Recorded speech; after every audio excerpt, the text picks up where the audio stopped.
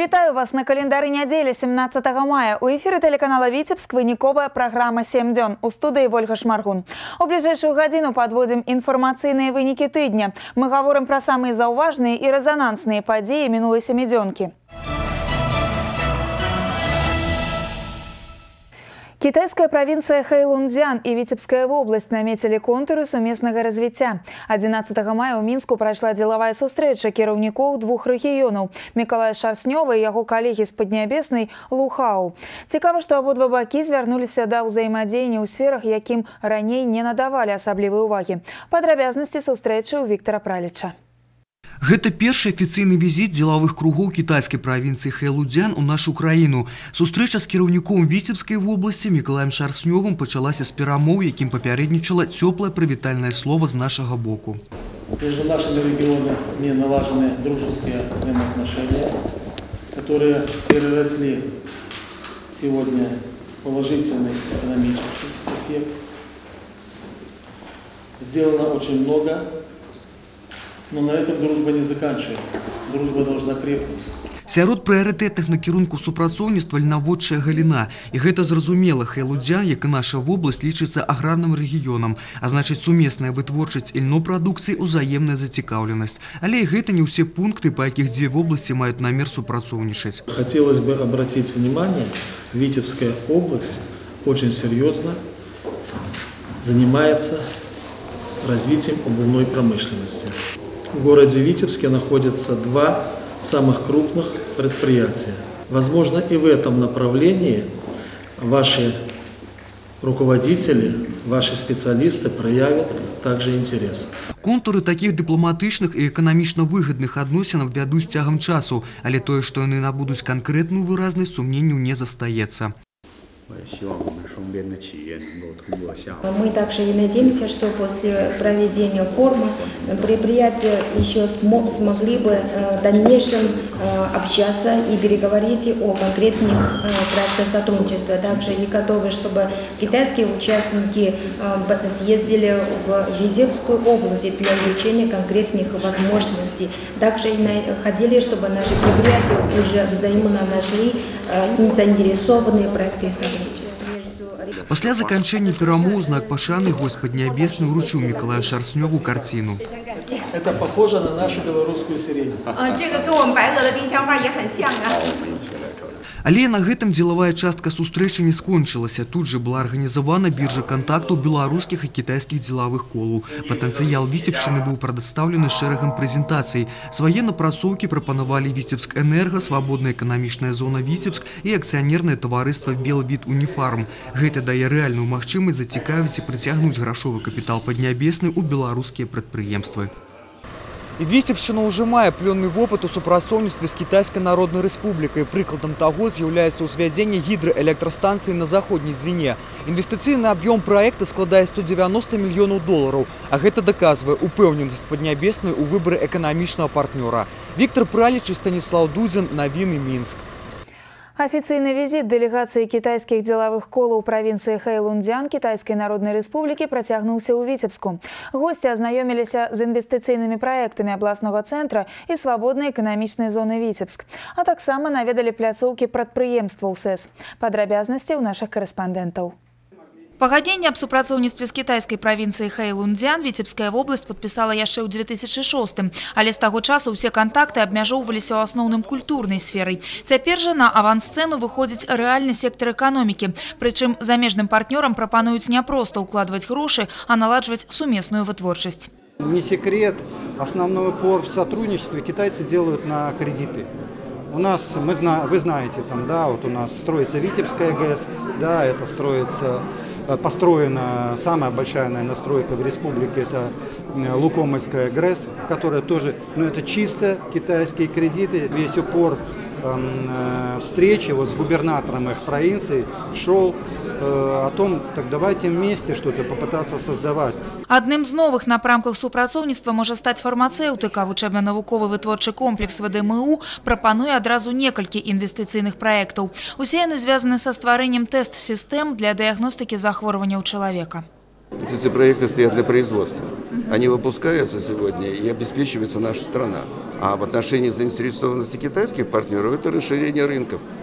Поэтому у нас... Поставки этих тест-систем в Китай, они этим заинтересованы? Да, или же создание совместных предприятий на основе этих разработок в Китайской Республике. Каля стенда ў канструктарскага бюро дысплей кітайскія госці затрымаліся надоўга. Прадукцыя прадпрыемства ваеннага прызначэння. Гэта відэаманіторы, авіяцыйныя дысплеі, сістэмы назірання. Вытворчасць экспарта арыентаваная. Сваю прадукцыю канструктарскае бюро пастаўляе ў 8 краін свету. У перспектыве гэты спіс можа папоўніць і Китайская Народная Республика. Мы им предлагали боевые модули, средства отображения информации, да. Они рассказывали, в принципе, для чего им это нужно, представляли свою компанию, как бы, что они представляют, кого компанию, где хотят это применять. В целом обменялись координатами. У кожнага з гэтых прадпрыемстваў свая ніша і свае прапановы для кітайскіх партнёраў. Мясамалочная прадукцыя, энергаабсталяванне, цэгла і нават абутак. Прадпрыемства «Белвест», напрыклад, здзівіла гасцей ідзеяй пастаўляць у Кітай прадукцыю ўласнай вытворчасці. У туфлі беларускага брэнду абуць змогуць хоць усю паднябесную, а ў прадстаўнікоў замежных дзелавых колаў цяпер будзе не адна нагода для разваг.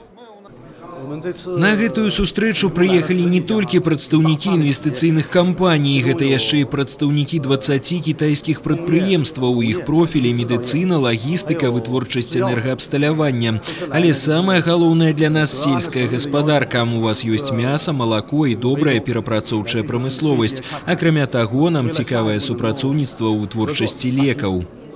Цяпер прадстаўнікі дзелавых колаў правінцыі Хэйлунцзян маюць уяўленне пра эканамічны патэнцыял Віцебшчыны. У другой палове дня китайские гости наведали витебское предприемство «Энергокомплект», лидера по вытворчасці кабельных и проводниковых вырабаў на рынку Беларуси.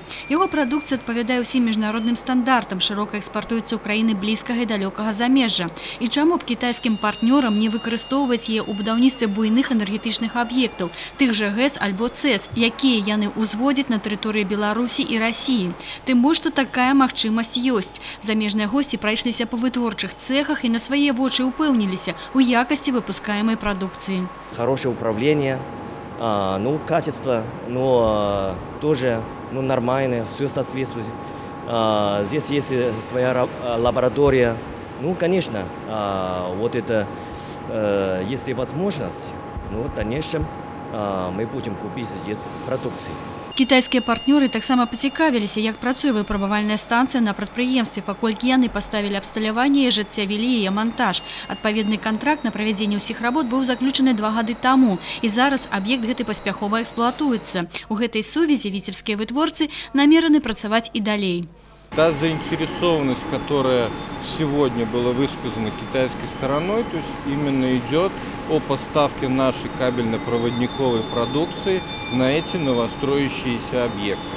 То есть логистику доставлять данный, то есть спектр материалов из Китая достаточно далеко, то есть проще их использовать именно местного производителя. Сапраўды, інтарэс тут узаемны, таму і прэферэнцыі павінны быць адпаведнымі, каб можна было ствараць сумесныя прадпрыемствы. Мы хотели, чтобы правительство оказать еще льготную политику для иностранных предприятий, особенно для китайцев.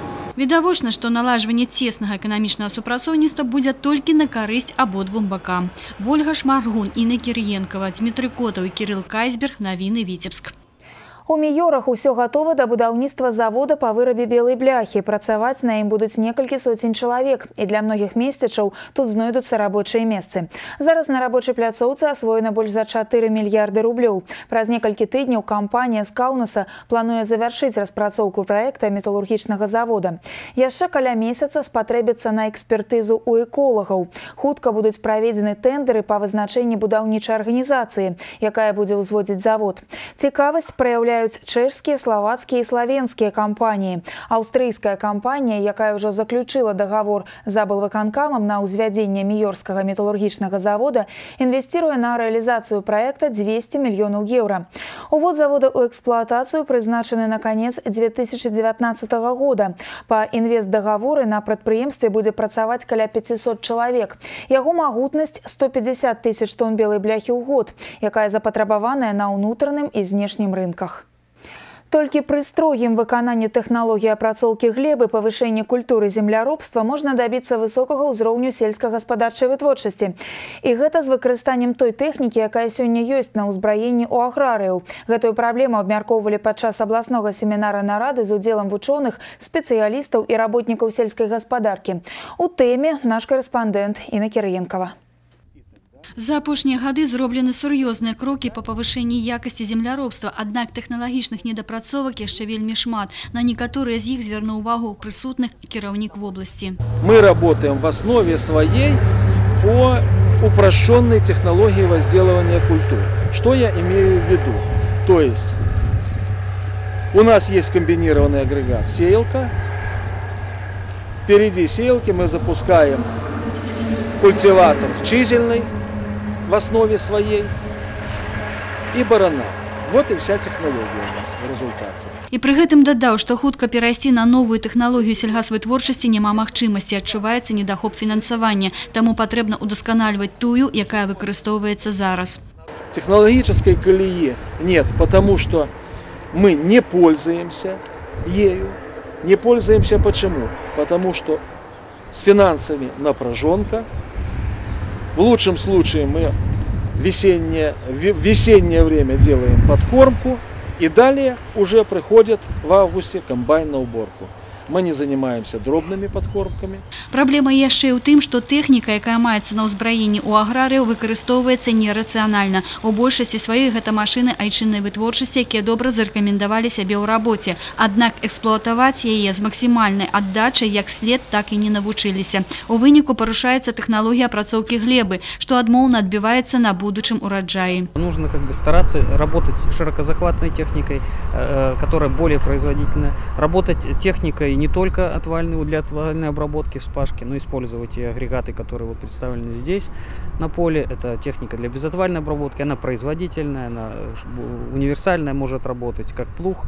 Разумеюць гэта і ў гаспадарках, тым больш што землі на Віцебшчыне не самыя лепшыя для земляробства. І тут неабходна быць асабліва пільнымі ў падборы машын. И вот это вот именно глубокорыхлители, и ими можно делать то же самое щелевание по осени, немного убирать и влагу где-то, то есть в этом смысле будет неплохо. Кіраўнік вобласці звярнуў увагу і на структуру вырошчваемых культур, паколькі гаворка ідзе аб вытворчасці таннага расліннага бялка. Работаем в этом направлении очень слабо. Сурепицы у нас нет, дабы весной растительный белок взять, покуда трава не поднялась. Осенью масляничная редька практически не работаем, слабо работаем.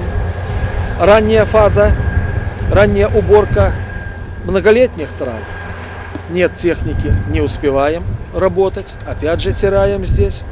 Люпина практически нет. Люпин всегда был на Витебшчыне. Это отличительная особенность Витебшчыны была. Закладка будучага ўраджаю пачынаецца з падрыхтоўкі поля. Праблемнымі застаюцца пытанні ўнясення мінеральных тукаў, сродкаў аховы раслін. Таму не лішнім будзе ўзмацніць кантроль за правядзеннем усіх агранамічных працэсаў, бо за ўсім гэтым стаіць якасць сельхазпрадукцыі. Інна Кірыенкава, Дмітрый Котаў, навіны, Віцебскі раён.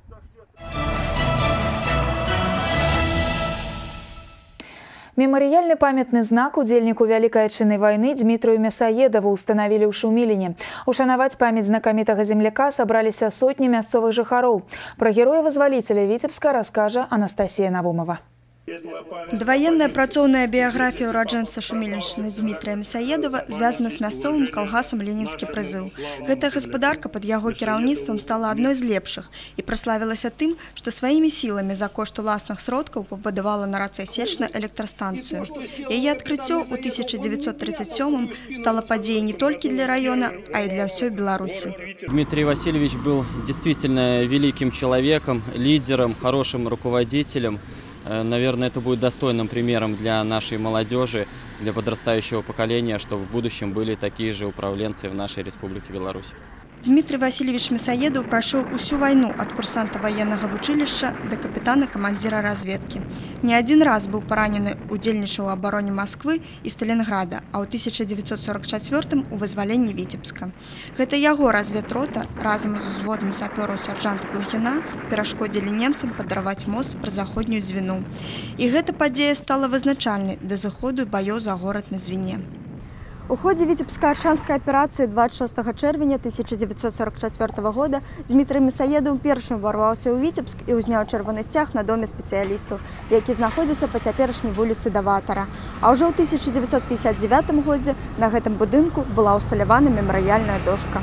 Цяпер памяць пра знакамітага земляка ушанавалі і на Шуміленшчыне. Аўтары меморыяльнага знака скульптары Александр Гвоздиков и Иван Казак. К нам обратились, вот и мы с Исаатом Николаевичем, с Игорем Вячеславовичем Шустаком, вот мы сделали эту вот композицию, вот, в материале, вот получилась такая вот красивый такой вот цвет, вот, так что работа была очень сроки были жесткие, очень напряженные. Родные удельники Великой Отечественной войны не смогли приехать на урочистую церемонию. Сын Дмитрия Мясоедова зараз живе в Москве.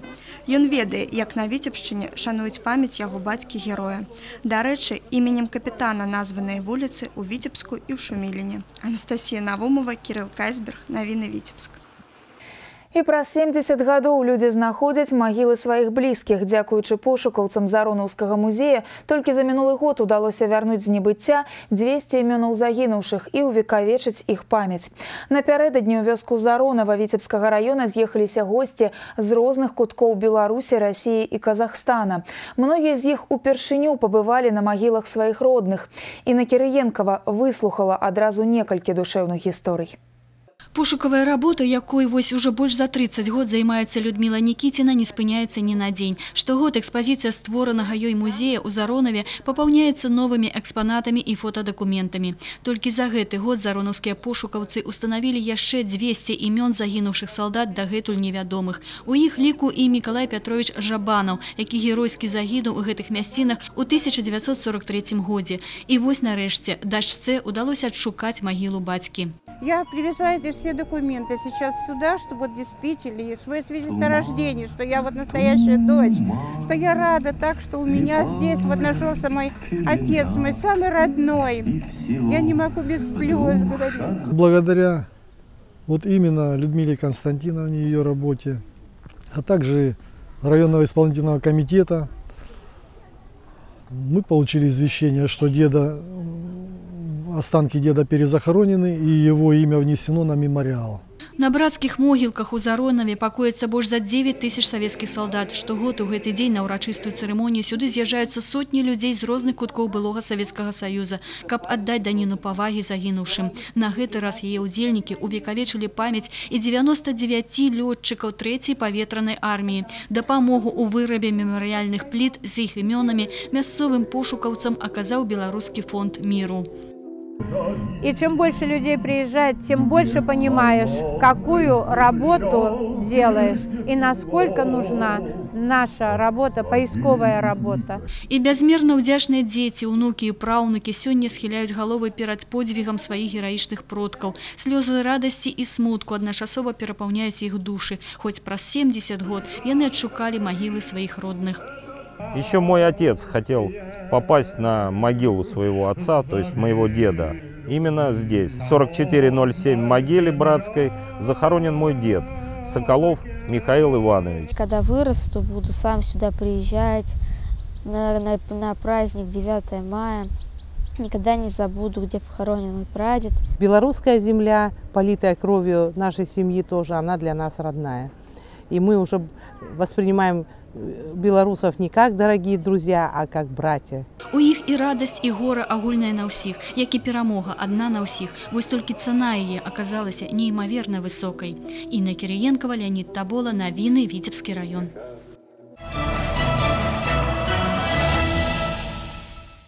Каля 500 военнослужащих терминовой службы 103-й гвардейской особной мобильной бригады на днях звольнили ў запас. Церемонию провели урочисто на площади Перамоги ў Витебску. За кранальным ритуалом развитания с боевыми стягами назирали батьки солдатов, ветераны злучения, представники громадских организаций.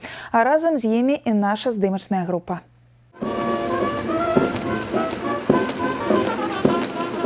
«103-я гвардейская особная мобильная бригада злучэння праслаўленая, нават легендарная. Сваю гісторыю яна пачала яшчэ ў 1945-м. А праз 3 дзесяцігоддзі менавіта віцебскія военнослужачыя першымі ступілі на афганскую зямлю для выканання інтэрнацыянальнага абавязку. Таму служыць у такой брыгадзе вялікі гонар. Военнослужащие нашего прославленного соединения прошли настоящую школу мужества и являются истинными патриотами своей родины. И в дальнейшем, покинув стены нашего соединения, внесут значительный вклад в достижение нашего государства. За час праходжання службы гэтым хлопцам давялося асвоіць розныя віды тэхнікі і ўзбраення, паўдзельнічаць у палявых выхадах, аператыўных вучэннях і ўрачыстых парадах. Цяпер у мінулым застаюцца пад'ёмы па трывозе, марш-кідкі, пастраенні і бяссонныя ночы ў каравуле. Але нязменным будуць мужчынскае сяброўства і братэрства дэсантнікаў. Та закалка, которую получили в силах специальных операций, навсегда останется с вами. За период прохождения службы мы успели с вами привыкнуть друг к другу, сплотиться в единый воинский коллектив и сообща качественно выполнять учебно-боевые и повседневные задачи. І вось ён доўгачаканы дэмбель. Літаральна праз некалькі гадзін сяржант Кірыл Бяроска сядзе ў аўтобус да докшыцаў і паедзе дадому. Ён так даўно не бачыў маці. У планах кароткі адпачынак і пошук работы, а 1,5 гады службы запомняцца як нялёгкія, але карысныя. Заканчивается вот этот мой маленький боевой путь. Я хочу, чтобы в дальнейшем продолжались все эти традиции, чтобы все больше и больше парней молодых приходило служить и поддерживали честь и достоинство этой бригады. Я стал намного сильнее, целеустремленнее, появились свои какие-то волевые качества. Камандаванне брыгады ўзнагародзіла больш за 100 салдат, якія вызначыліся падчас праходжання службы. Іх бацькам накіравалі лісты падзякі, а прозвішчы лепшых нават занеслі ў кнігу гонару воінскай часці. Дарэчы, каля 30 военнослужачых вырашылі не здымаць военную форму і працягнуць службу па кантракце. А казармы 103-й асобнай мабільнай брыгады доўга пуставаць не будуць. Ужо сёння на тэрміновую службу прыбудзе маладое папаўненне. Вольга Шмаргун, Станіслаў Дудзін, навіны, Віцебск. Гульні ў вайну па дарослых правілах. У Віцебску на тэрыторыі вайсковай часці Міністэрства ўнутраных спраў Рэспублікі Беларусь была арганізаваная ваенна-спартыўная гульня для моладзі «Зарніца». Пра тое, як праходзіў раённы этап спаборніцтваў, Александр Камович. Военно-патрыятычная гульня «Зарніца 2015» – гэта самыя разнастайныя конкурсы, спаборніцтвы, палявая кухня і імправізаваны военны канцэрт. І зразумела, што сёлетнія зарніцы прысвечаны 70-годдзю вялікай перамогі. Святочны развод на пляцы, падняцце сцяга і ў бой. Для Алексея Дзеневіча, вучня 45-й школы Віцебска, зарніца не ў навінку. Ён кажа, што такі від спаборніцтваў добрая магчымасць адчуць сябе ў якасці вайскоўца. Я участвую второй год в «Зарнице», мне очень нравится. Это патриотический военный конкурс и очень интересно. Можно почувствовать себя на денек военным, представить, что нас ждет в будущем. Усяго ж удзел у зарніцы прынялі амаль 100 падлеткаў. Былі сярод іх і дзяўчаты, якія побач з хлопцамі спрачаліся ў военных дысцыплінах. Страявая падрыхтоўка, разборка і зборка аўтамата, стральба, аказанне медыцынскай дапамогі, а таксама пераадоленне паласы перашкод. А месца правядзення надае зарніцы асабісты военны дух. В войсковой части 5524 это уже традиционно в нашем районе проходит это мероприятие. Во-первых, здесь, конечно, ребята как нигде ощущают всю сущность игры военно-патриотической, ощущают атмосферу военную. И, конечно, это очень значимо для того, чтобы они были настоящими патриотами нашей Родины. И ребята, опять же, здесь участвуют, были готовы к воинской службе в войсках Республики Беларусь.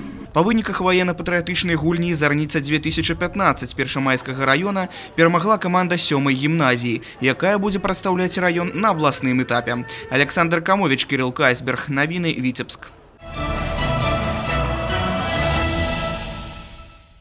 На волю з чыстым сумленнем. У Віцебску святары праваахоўнікі з Беларусі, России, Украины и Австрии абмяркоўвалі турэмнае служэнне.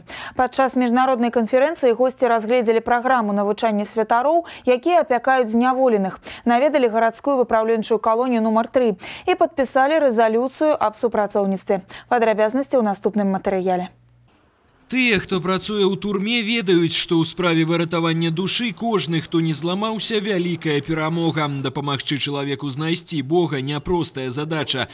Для таго, каб працаваць у месцах пазбаўлення волі, святарам патрэбны юрыдычныя веды і псіхалагічная падрыхтоўка. Абмеркаваць новыя ідэі і падзяліцца вопытам турэмнага служэння на міжнародную канферэнцыю ў Віцебск прыехалі прадстаўнікі Рускай праваслаўнай царквы і Венскай рымска-каталіцкай. Вновь и вновь даже наши иностранные гости, которые приехали сюда делиться своим опытом с нами, убеждаются, что мы недалеко отстали, а по некоторым позициям даже и опережаем их, потому что такого количества, скажем, специальных религиозных зданий и помещений, оборудованных для удовлетворения религиозных чувств, отбывающих сроки наказания, либо лишенных свободы по каким-то определенным показаниям и решениям суда, у них не наблюдается. Спартыўная пляцоўка, чыстая сталовая, запраўленыя ложкі. У рамках форуму госці наведалі Віцебскую выпраўленчую калонію нумар 3. Рэцыдывістаў тут няма, толькі тыя, хто здзейсніў злачынства ўпершыню. Але артыкулы, па якіх асудзілі, сур'ёзныя. Самыя распаўсюджаныя злачынствы – крадзеж, разбой і хуліганства. Пакуль адбываюць пакарання, вучаць малітвы. У 1998 на тэрыторыі калоніі пабудавалі праваслаўны храм. Унутры ўсё ў абразах, на службы прыязджае бацюшка. Яго ролю тут перацаніць складана. Сёння ва ўсіх установах крымінальна-выканаўчай сістэмы Беларусі ёсць храмы ці малітоўныя пакоі. Спавядацца можа кожны жадаючы. В должностные обязанности священникам включен пункт, который священника православной конфессии обязывает при обращении к нему осужденного другой конфессии с просьбой предоставить для каких-либо управления религиозных своих потребностей представитель другой конфессии, вот православный должен найти, неважно там, кто это будет, мусульманин, там, иудеи. У рамках форуму святары і праваахоўнікі падпісалі рэзалюцыю другой міжнароднай канферэнцыі па турэмным служэнні і выказалі гатоўнасць прадоўжыць двухбаковыя праекты, запланаваныя на бліжэйшы час. Візітам у Віцебск госці задаволены. Ich war noch nie in Weißrussland. Турэмнае служэнне – гэта важнейшая структура ў працы з асуджанымі. Увесь час нашага знаходжання ў Віцебску мы напружана працавалі над рэзалюцыяй. Менавіта гэты праект дапаможа асуджаным знайсці духоўную рэабілітацыю. Што тычыцца маіх уражанняў на тэрыторыі калоніі нумар 3, мяне кранулі свабода і адкрытасць, зялёныя масівы, чысціня, парадак, ветлівасць. Мне ўсё вельмі спадабалася.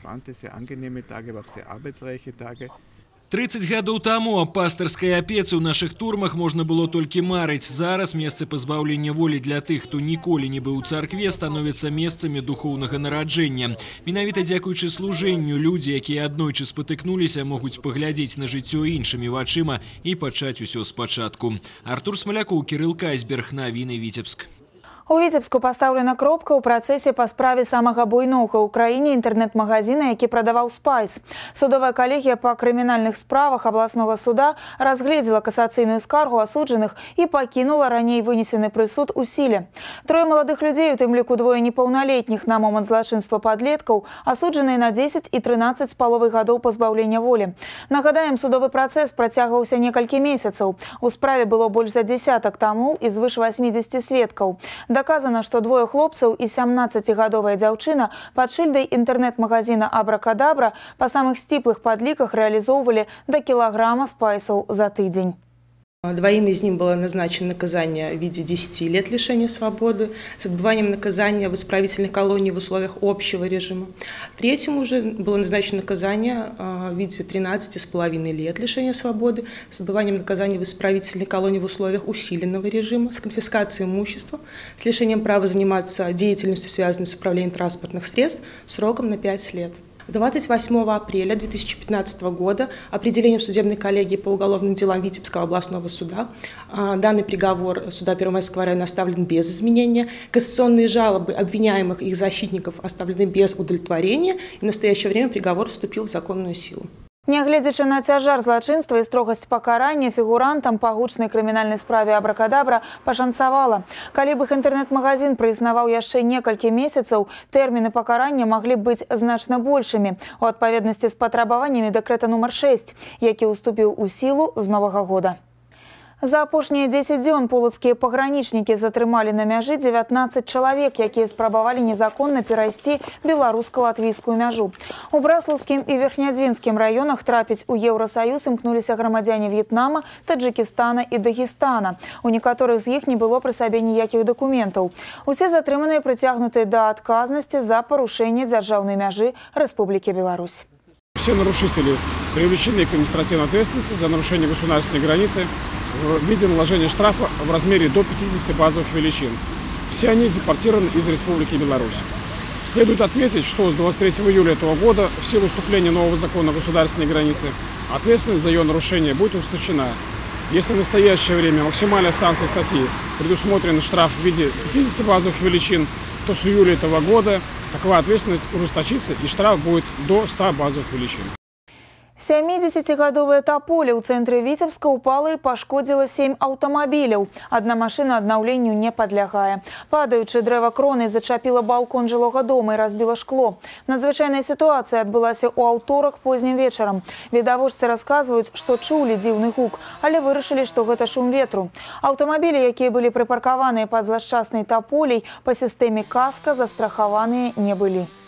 Каска нету страховки, только гражданской ответственности. Естественно, по ней выплаты вряд ли какие тут не будет.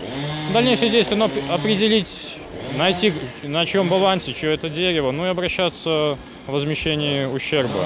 С утра выехали специальные организации и удалили упавшее дерево. К сожалению, в городе Витебске ситуация с многогодовыми тополями и другими деревьями существует. Они некоторые видны, аварийность визуальная, некоторые отследить невозможно. Как данное упавшее дерево имело и крону зеленую, и как бы на вид здоровое.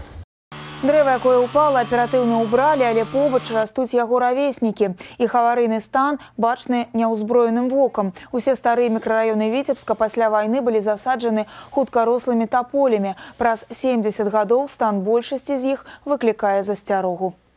Мясцовыя інспектары дарожнага руху знайшлі рашэнне праблемы начных гоншчыкаў, якія не даюць спакою гараджанам. На вуліцы Леніна забаранілі праезд матацыклаў у начны і вячэрні час. Рэспубліканская акцыя «Мотарух без парушэнняў» прайшла на гэтым тыдні ва ўсіх гарадах Беларусі. Супрацоўнікі ДАІ ў гэтыя дні надавалі павышаную ўвагу уладальнікам матацыклаў. Падрабязнасці ў наступным матэрыяле. С пачаткам адкрыцця мотасезона на дарогах узрастае рызыка ўзнікнення дарожна-транспартных здарэнняў з удзелам матацыклаў. І калі дарослыя байкеры звычайна не парушаюць правілы, маладыя матагоншчыкі не заўсёды клапоцяцца пра бяспеку руху і пра сваё жыццё. У сувязі з гэтым Дзяржаўтаінспекцыя абвясціла правядзенне рэспубліканскай прафілактычнай акцыі. С 11 по 17 мая было решение провести республиканскую акцию мотодвижения по правилам.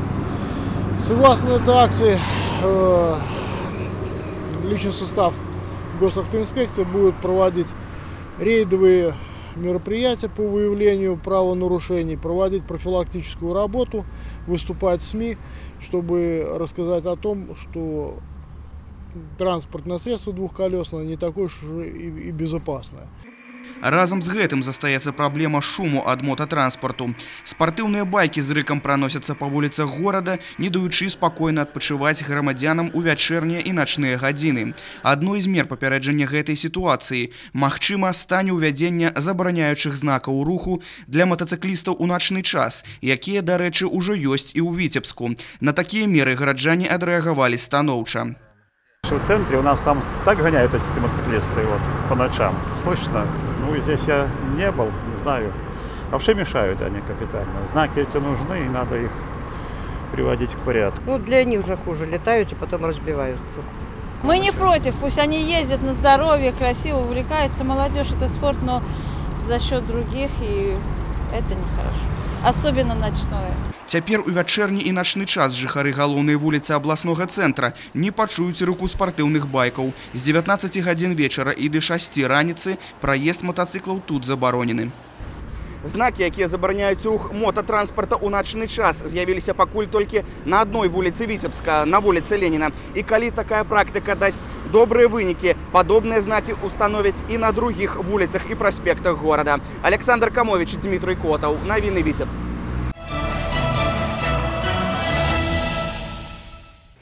Знак милосердности и гуманности. Под таким девизом сёлета проходит республиканский месячник белорусского Чырвонага крыжа. До 1 чэрвеня запланаваны шэраг дабрачынных мерапрыемстваў и акций, накіраваных на вырашэнне вострых сацыяльных праблем. Аказанне гуманітарнай дапамогі, супрацьстаянне негатыўным сацыяльным з'явам, прапаганда здаровага ладу жыцця, дабрачынныя акцыі. У Віцебскай абласной бібліятэцы адкрылася фотовыстава «Гуманнасць у час вайны». Госці са Швейцарыі прэзентавалі праект, накіраваны на распаўсюджванне здаровага ладу жыцця. Мы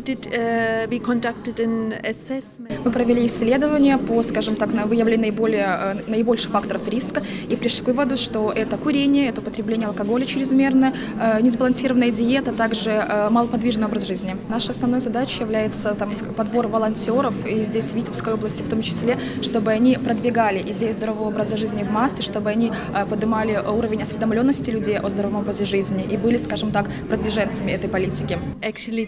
Я успела уже изучить не только проект по здоровому образу жизни, а также проект, посвященный службе сестер милосердия. Как вы знаете, в Европе тенденция к старению населения идет, поэтому очень важно, чтобы этим людям, эти категории людей уделялось большое внимание, поскольку они нуждаются жить полноценной жизнью. Поэтому очень важно, что Белорусское общество Красного Креста занимается этой работой. Я как представитель правительства Швейцарии и могу сказать, что Швейцарский Красный Крест и я, мы делаем максимально возможно, мы инвестируем наши силы, наши средства в этот проект, поскольку он очень важен. Сёння, 17 мая, Міжнародны дзень памяці людзей, якія памерлі ад СНИДу. За апошнія 25 гадоў гэтая хвароба забрала жыцці 25 мільёнаў чалавек на планеце. У Беларусі зараз жывуць каля 14 тысяч ВІЧ-станоўчых людзей, з іх больш за 200 дзяцей. Не абмінула гэтая хвароба і паўночны рэгіён. У Віцебскай вобласці 785 чалавек жывуць з ВІЧ. З пачатку года зарэгістраваныя 34 новыя выпадкі інфекцыі. Высокие показчики захворвання у Лёзнінскім, Талачынскім, Полацкім, Гарадоўскім раёнах. Асноўны шлях перадачы інфекцыі палавы. У групе рызыкі наркаманы. У дзень памяці запланаваны шэраг акцый і тэматычных мерапрыемстваў па праблеме профилактики распаўсюджвання ВІЧ-СНИДу. На сегодняшний день, конечно, основная задача, это стратегическая задача всего общества здравоохранения, в том числе создание условий, поддержание условий в рамках сохранения и укрепления здоровья, это противодействие распространению ВИЧ-инфекции. Это задача комплексная, соответственно, и мероприятия проводятся в комплексной направленности. В первую очередь, это формирование здорового образа жизни, распространение знаний о здоровом, безопасном поведении, ну и, конечно, максимально возможное информирование и соблюдение вот этим населением приверженности к здоровому образу жизни. Очень важно, чтобы была мотивация у населения к тестированию на ВИЧ. К сожалению, мы имеем достаточно большой процент позднего выявления ВИЧ-инфекции. И все из-за того, что люди не своевременно обращаются за обследованием, за лечением, и в итоге, в общем-то, губят и свое здоровье, и здоровье окружающих, так как являются источником инфекции, которая, в общем-то, распространяется очень быстро. Каля 200 заявак на прызначэнне сямейнага капіталу пададзена на Віцебшчыне. Новы від дзяржаўнай падтрымкі шматдзетных сем'яў уведзены ў Беларусі з 1 сакавіка 2015 года пры нараджэнні або ўсынаўленні трэцяга і наступных дзяцей. Усяго ў вобласці каля 28 тысяч сем'яў з дзецьмі, 23% з іх шматдзетныя.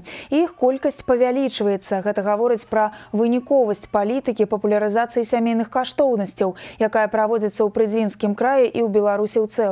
На 1 красавіка бягучага года на Віцебшчыне зарэгістравана каля 6,5 тысяч шматдзетных сем'яў, і за год гэтая лічба ўзрасла на 700.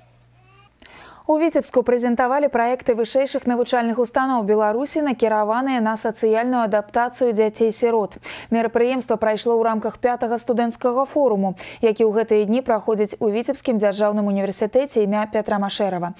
Ён арганізаваны па ініцыятыве Міністэрства адукацыі і італьянскага дабрачыннага фонду «Дапаможам ім жыць». Падрабязнасці ў Віктара Праліча. Віцебск у гэтыя дні стаў сапраўднай міжнароднай пляцоўкай дабрачыннасці. Італьянскае і беларускае журы 4 праекты поле дзейнасці універсітэтаў Беларусі педагагічных накірункаў. Усе яны сабраліся ў адной зале ВДУ імя Пятра Машэрава, каб прадэманстраваць сваю дзейнасць, накіраваную на самае галоўнае – дзяцей. Дзяцей, якія па незалежных ад іх абставінах засталіся без бацькоў ці апынуліся ў палоне хваробы псіхафізічнага развіцця. Мазырскі дзяржаўны педагагічны універсітэт імя Івана Шамякіна прывёз прэзентацыю пад назвай «Спяшайтеся рабіць добро». У основе проекта, які с поспехом реализуется на Гомельщине, так званая клоунотherapия. Это сама инициатива студентов, это идет не сверху, а снизу. И детям, конечно же, очень нравится, когда приходят такие интересные ребята, клоуны, дарят подарки, учат их делать красивые фигурки из шариков, из бумаги, оригами. Конечно же, это все очень нравится. Пока мы работаем только в Мозыре, но вот вторая часть проекта нашего – это проведение мастер-классов для всех заинтересованных. Поэтому мы хотим внедрить в ближайшие районы наш проект. Акрамя Мазыра свае праекты прадставілі Гродзенскі дзяржуніверсітэт і іх калегі з Брэста і Віцебска. У большасці сваёй усе яны студэнты псіхолага-педагагічных факультэтаў. Але нягледзячы на шырокую геаграфію, іх аб'ядноўвае адно – дапамога дзецям. Па выніках абмеркавання журы лепшы праект атрымае грашовую падтрымку з італьянскага фонду «Дапаможам ім жыць» у памеры 3000 еўра. Віктар Праліч і Сергей Котаў. Навіны Віцебск. Напярэдадні мы сустрэліся з дэканам факультэта сацыяльнай педагогікі і псіхалогіі Віцебскага дзяржаўнага універсітэта імя Машэрава Сергеем Маторавым і членам адміністрацыйнага савета дабрачыннага фонду «Дапаможам ім жыць» Лучана Браконі. І больш падрабязна пагаварылі пра 5-й студэнцкі форум і дзейнасць дабрачыннага італьянскага фонду. Господин Бракони, расскажите, пожалуйста, чем занимается благотворительный фонд «Поможем им жить»? Фонд был основан в 1992 году после, скажем так, марафона на велосипедах из Терни до Минска.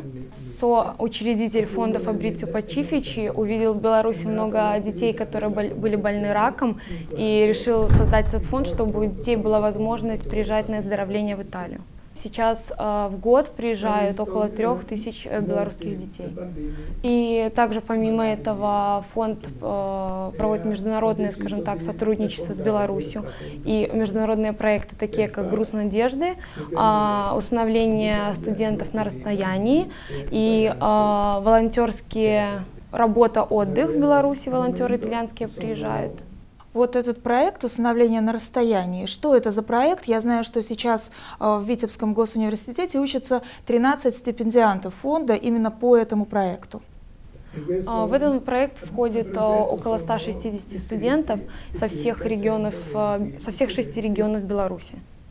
И как раз-таки в рамках вот этого проекта усыновления детей на расстоянии родилась идея создания форума студентов. Белорусские университеты отправляют в фонд список детей-сирот, а также детей, у которых, скажем так, неблагоприятная ситуация в семье. И они уже в Италии ищут семьи, которые смогли бы помогать белорусским студентам вот таким образом. Спасибо. Сергей Анатольевич, я знаю, что Витебский государственный университет имени Машэрава давно сотрудничает с итальянским фондом. Расскажите об этом сотрудничестве. Наше сотрудничество началось несколько лет тому назад. 2009 год, это была первая попытка установить сотрудничество. Но тогда не совсем все получилось, поскольку мы еще не определили направление, по которым могли бы работать совместно с фондом. Фонд делал акцент в основном на детей, ну а студенчество – это следующая возрастная группа. Ну и когда вот несколько сменились приоритеты, вернее расширились приоритеты в деятельности фонда, ну, наше сотрудничество вышло на новый уровень. И интенсивно оно стало развиваться с 2011 года. В рамках этого сотрудничества на нашем факультете, факультет социальной педагогики и психологии, установились такие прочные как формальные, так и неформальные связи с руководством центра. Это не означает, что только на одном факультете, но просто в силу специфики нашего факультета социальной педагогики и психологии мы готовим социальных педагогов, специалистов по социальной работе, психологов, то есть те, кто должен в первую очередь оказывать помощь и поддержку различным возрастным группам населения, нуждающимся в этой поддержке психолого-педагогической. И, конечно, в первую очередь это дети. Мы очень благодарны руководству фонда, которое откликнулось на наши инициативы, потому что одно из их пожеланий было создать волонтерское движение мощное в регионе Витебской области. И наши волонтеры работают не только с детьми, но и с пожилыми людьми, с молодыми инвалидами. Ну и кроме того, конечно, большое количество студентов наших, которые большая часть стипендиатов, которым оказывает фонд поддержку, обучается как раз на факультете социальной педагогики и психологии, наверное, в силу его специфики. И, естественно, дети очень ценят эту помощь и поддержку. Студенческий форум, он ежегодно меняет прописку. В этом году он в Витебском вузе. Какой проект наш университет презентовал на этом форуме в этом году? Наш университет силами педагогического факультета, факультета социальной педагогики и психологии презентует проект под названием «Каждый имеет право быть счастливым». Это программа психолого-педагогической поддержки детей, которые воспитываются в дома-интернат, неправильно сказать, социально-педагогических центрах, которые в центре коррекционного обучения имеют особенности психофизиологического развития или трудное материальное положение. Вот на них, в принципе, ориентирован этот проект. Студенты-волонтеры постоянно бывают у них в гостях, отрабатывают на них методики, связанные, скажем так, с тем, чтобы вот эта адаптация и социализация таких детей в обществе проходила успешно и достигает хороших результатов. Но мы благодарны фонду, что он достаточно выделяет крупные суммы денег на реализацию этих благотворительных проектов. Кульминацией всего студенческого форума станет благотворительный концерт, и деньги собранные пойдут куда? Расскажите. Деньги, собранные с благотворительного концерта, пойдут в социально-педагогический центр Витебска. Мы вчера его посетили и увидели большую работу директора и всех сотрудников этого центра. В этом центре находятся дети до 6 месяцев, пока центр не сделает все возможное, чтобы отправить их в свои семьи, либо найти им другие семьи, где бы они находились. Спасибо большое за интервью.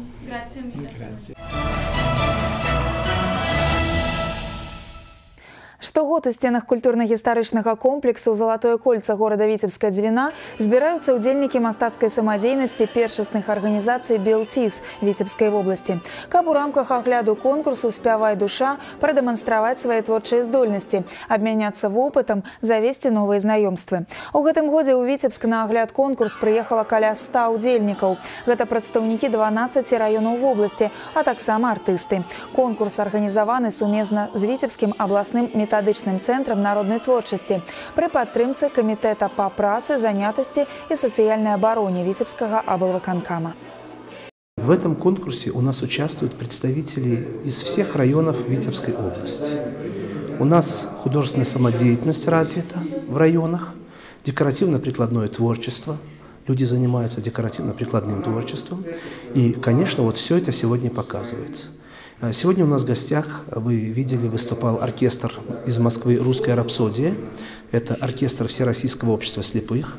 И каждый год приезжают к нам то смоляне, то калужане, то москвичи. Вот в этом году опять Москва-оркестр приехал. Это способствует, конечно, укреплению связей между нашими товариществами, Белорусским товариществом инвалидов по зрению и Обществом слепых России. И, конечно, помогает нам повышать свой уровень исполнительского мастерства. Знаўца права і лепшая агітбрыгада выбраны на абласным фестывалі прававых ведаў. Больш за 100 школьнікаў Витебской области спаборнічалі ў эрудыцыі ў сферы крымінальнага, грамадзянскага і працоўнага права, фінал якога ладзіўся ў Витебскім абласным палацы дзяцей і моладзі. Тут творчасць і закон перапляліся ў адно цэлае. Адны ўдзельнікі танцавалі, спявалі і чыталі вершы пра важнасць захавання правапарадку, а іншыя адказвалі на тэставыя заданні ў сферы заканадаўства Республики Беларусь. У нас именно фестиваль, где проходят две номинации. Одна номинация – это Олимпиада правовых знаний, где принимают участие дети, состоящие на различных видах учета, для них разрабатываются вопросы, и они в течение часа на них отвечают. Параллельно с этим идет на сцене дворца выступление агитбригад юных друзей милиции, где ребята пропагандируют свои знания в сфере права, закона, правил дорожного движения, защиты прав. Я состою в клубе правопорядка, там мы изучаем права ребенка, учим детей соблюдать законы, там, правила. Участвовала я в подобных фестивалях такого уровня в первый раз, а в других фестивалях принимала участие с другими агитбригадами. Кніга не толькі як крыніца ведаў. Каштоўныя і рарытэтныя выданні сабралі настаўнікі і вучні сярэдняй школы нумар 1 горада Дуброўна. На гэтым тыдні тут адкрыўся музей рэдкай кнігі. Сама ідэя праекта выношвалася даўно, і належыць яна загадчыцы бібліятэкі Алі Осіпавай, якая працуе ў школе больш за 20 гадоў. Літаральна за некалькі тыдняў пад яе кіраўніцтвам удалося сабраць унікальныя экземпляры кніг. Сярод іх фамільныя выданні, старадрукаваныя і нават рукапісныя з сямейных архіваў работнікаў школы і навучэнцаў. Асаблівую каштоўнасць уяўляюць сабой падручнікі, па якіх вучыліся нашыя продкі. І той жа буквар, азбука і нават лемантар занялі пачэснае месца на паліцах. Нам дал большой материал бывший корреспондент газеты «Днепровская правда» Дударев Леонид Васильевич, книги, по которых учился он, его дети и внуки. Все это, естественно, делается для воспитания наших школьников, чтобы воспитать у них любовь к книге, любовь к учебнику и бережное отношение к тому, что создают их родители, а может быть бабушки, дедушки и прадедушки. Візуалізуй гэта. У Віцебску падвялі вынікі гарадскога конкурсу буктрэйлераў, кароткіх відэасюжэтаў па матывах кніг пра Вялікую Адчынную вайну. Расказаць пра выданне так, каб яго захацелася прачытаць – галоўны крытэрый ацэнкі работ. Ва ўсім свеце буктрэйлер ужо паспеў стаць папулярнай кніжнай рэкламай у інтэрнэце. Як ноу-хау прыжываецца ў нас, ведае Артур Смалякоў. Каб зацікавіць кнігай, усе сродкі добрыя, лічаць супрацоўнікі абласной бібліятэкі. Глобальная задача – зрабіць чытанне модным. Буктрэйлер – гэта новы від мастацтва, якое спалучае рэкламу, інтэрнэт, кіно і літаратуру. Першыя ролікі па матывах кніг з'явіліся 20 гадоў таму і выглядалі як слайд-шоу з ілюстрацый. Сёння гэты інструмент разлічаны на тых, хто не расстаецца з гаджетамі. Я, конечно, убеждена, что интерес к теме войны у молодежи он есть. И современные фильмы о войне, это все читается и смотрится, насколько я знаю, и по отзывам и мам, и родителей, которые к нам приходят. Но, тем не менее, хотелось бы, кроме того, что экранизации каких-то произведений, чтобы молодые люди обратились и к книгам. За 4 месяцы на конкурс под назвай «Книга про войну. Новый формат» супрацоўнікі гарадскіх бібліятэк заявілі больш за 20 ролікаў. Галоўная умова – укласціся ў 3 хвіліны. У астатнім поўная творчая свабода. Сёлетні конкурс прымеркаваны да 70-годдзя вялікай перамогі. Сярод фаварытаў буктрэйлер па кнізе Святланы Алексеевич «У вайны не жаночае аблічча». На слуху парад, на слуху марши, на слуху вот эти песни победы. Женский голос намного тише, его нужно было услышать и найти форму, которая бы, донесла бы эту тишину, этот шепот, этот тихий голос до всех окружающих. Женская война действительно немного другая. Ва ўсім свеце буктрэйлеры даўно сталі папулярным жанрам. Іх здымаюць не толькі аматары, а і прафесійныя агенцтвы. Але сакрэт паспяховага буктрэйлера не ў бюджэце і не ў прафесійным вопыце. Галоўнае – ідэі і сучасны падыход. Работа очень интересная, очень интересная. Нужно было изучить много программ, чтобы создать какой-то интересный такой ролик. Работали мы 1,5 месяца. Звуковое оформление использовали из интернета, использовали портреты участников, героев освобождения Брестской крепости. А так использовали и фотошоп, и другие программы электронные. Выклікаць цікавасць да кніг у тых, хто іх не чытае, галоўная задача буктрэйлераў. Але модныя інструменты, лічаць арганізатары конкурсу, толькі добры дадатак да традыцыйных. Напрыклад, пачытаць дзіцяці казку перад сном. Артур Смалякоў, Леонид Табола. Навіны Віцебск. Наша мінулае. Под такой назвай у Віцебскім дзяржаўным універсітэце імя Машэрава на мастацка-графічным факультэце адкрылася выстава былых выкладчыкаў, удзельнікаў Вялікай Адчыннай вайны, прысвечаная 70-годдзю Вялікай перамогі. Сучасныя студэнты змаглі ўбачыць работы сведкаў гадоў ваеннага ліхалецця Рыгора Клікушына і Івана Сталярова, якія пакінулі значны след у выяўленчым мастацтве нашай краіны. Для сучаснага пакалення студэнтаў Вялікая Адчынная вайна – гэта далёкая гісторыя. Але, як высветлілася, для многіх з іх тыя падзеі бліжэй, чым здаецца. Трэба толькі пагартаць сямейны альбом і распытаць бацькоў, каб даведацца аб баявым шляху, які прайшлі іх продкі. Многие из вас даже не догадываются о том, что наши дедушки или бабушки совершали не менее великие подвиги. Также и со мной.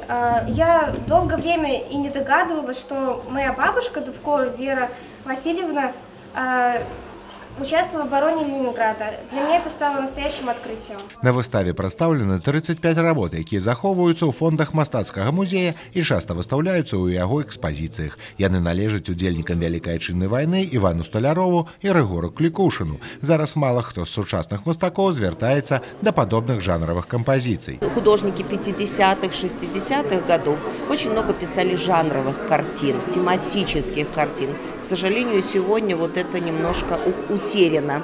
У нас много портретистов, много художников, графиков, акварелистов, а живописные, эпические, большие жанровые полотна, к сожалению, пишет мало художников. Давно приспела необходимость уже ствараць историю другой половы 20-го стагоддзя, писать эту историю дзякуючы людям, якія еще сёння засталіся живыми. И тых, кого уже няма, павінны заставацца в нашей памяти. Мы павінны памятаць про то, як рыхтавалася, як рабілася, з'яўлялася гэта мастацкая школа, потому что сёння мы переживаем все ж таки нейкі такі, можа, пачатак новага этапу яе развіцця. Глядзіш на карціны, не пакідае ўражанне цеплыні і любві, з якім мастакі імкнуліся перадаць свае адносіны да прыгожага. Нягледзячы на тое, што яны спазналі ўсе жахі вайны, гэта не перашкодзіла ветэранам захаваць на сваіх палотнах самыя светлыя і добрыя пачуцці.